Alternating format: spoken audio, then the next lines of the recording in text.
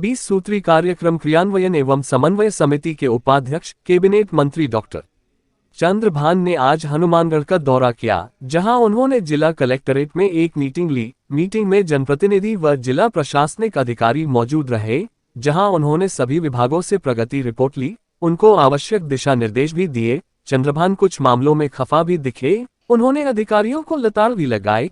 वहीं मीटिंग के बाद एक प्रेस वार्ता में उन्होंने केजरीवाल द्वारा श्रीगंगानगर में नीच हरकत वाले बयान पर कहा कि केजरीवाल व पंजाब के मुख्यमंत्री भगवंत मान गहलोत सरकार के कार्य को देखकर बौखला गए हैं। वे यहां योजनाओं के बारे में भाषण देना चाहते थे, लेकिन गहलोत की योजनाएं देखकर उनकी योजना छोटी रह गई और वे ऐसे बयान देने लगे। वहीं उन्होंने आरोप लगाया कि एमपी के मुख्यमंत्री हो या दिल्ली के मुख्यमंत्री हो, रोजाना दो पेज का एडवर्टाइजमेंट देते हैं, और वह भी राजस्थान के अखबारों में। और जब गहलोत सरकार, जो कि राजस्थान के मुख्यमंत्री हैं, वे अपना प्रचार राजस्थान में नहीं तो कहां करेंगे। उनका कहना है कि राजस्थान में एक बार फिर से गहलोत सरकार बनने जा रही है। अब देखिए, हम सब लोग सार्वजनिक जीवन में काम करते हैं, हमें अपनी भाषा पर संयम रखना चाहिए। हमारी वैसे तो सभ्य समाज में सबकी भाषा सीमित होनी चाहिए, और हमें उनको अपने पद, जो मुख्यमंत्री हैं और आम आदमी पार्टी के, तो वही सबसे बड़े नेता हैं, तो उन्हें अपने पद की गरिमा को बनाए रखना चाहिए। इस तरह का बयान उनको नहीं देना चाहिए।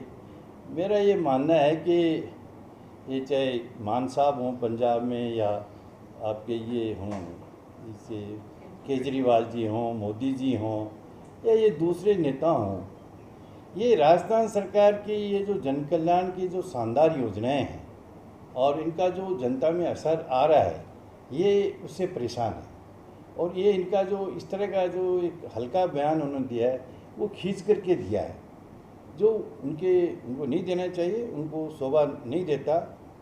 ये बेहतर ये होता कि राजस्थान में अब वो जिस तरह की बात कर रहे हैं, वो तो क्या है कि एक दो कोई छूट दे करके ही उनको फ़ायदा मिल गया दिल्ली और पंजाब में। अब राजस्थान की 31 योजनाओं को देख करके वो परेशान है। हम तो चाहेंगे 31 क्यों, वो 51 योजनाएं लाए ना वहाँ पर दिल्ली में और पंजाब में, अन्य राज्यों में, हमें तो कोई दिक्कत नहीं है।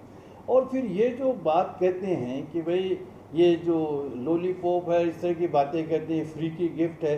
अरे भाई, ये सरकार लोकतंत्र में जनता के द्वारा चुनी जाती है, ये धन भी जनता का ही है। इसको यदि जनता के कल्याण में, जनता को इस महंगाई से राहत दिलाने के लिए राजस्थान सरकार खर्च कर रही है, तो इन लोगों को क्यों दिक्कत हो रही है। अब ये करेंगे यहाँ प्रचार कर रहे हैं, तो अशोक जी के मुख्यमंत्री हैं राजस्थान के, उनका प्रचार यदि गंगानगर में नहीं होगा तो किसका होगा। इनसे मैं पूछना चाहता हूँ, रोजाना आपके सब अखबारों में 2 पेज तो शिवराज सिंह के आते हैं मध्य प्रदेश के, और कई बार अरविंद केजरीवाल के आते हैं, मान साहब के भी 2-2, 3-3 पेज यहाँ के अखबारों में आते हैं। तो आप अंदाज़ा लगाओ वहाँ कितना कर रहे होंगे ये। हम ऐसा तो नहीं कर रहे हैं कि बाहर के राज्यों में तो जाके ये तो, अच्छा, ये इसलिए भी इधर प्रचार करते हैं कि वहाँ ये प्रचार इसलिए नहीं कर पा रहे हैं कि इतना ज़्यादा काम इन्होंने नहीं किया।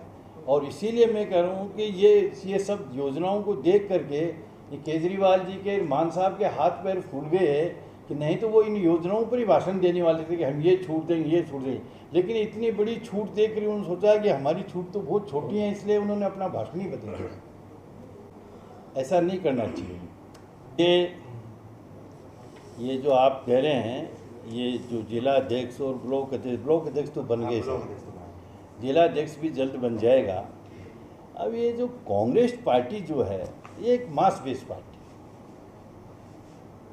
और 138 वर्ष पुरानी पार्टी है। इसका अपना एक जनाधार है, और मैंने कई मर्तबा ये बात कही है कि यदि विकास के कार्यों को और जनहित के सरकार के फैसलों को और जन कल्याण की योजनाओं को और लोगों को राहत देने की दृष्टि से, चाहे वो कोविड हो या कोविड के बाद में ये योजनाएं हैं, इसके आधार पर यदि मतदाता मतदान करेगा तो निश्चित रूप से राजस्थान में अगली बार पुनः कांग्रेस की सरकार बनेगी।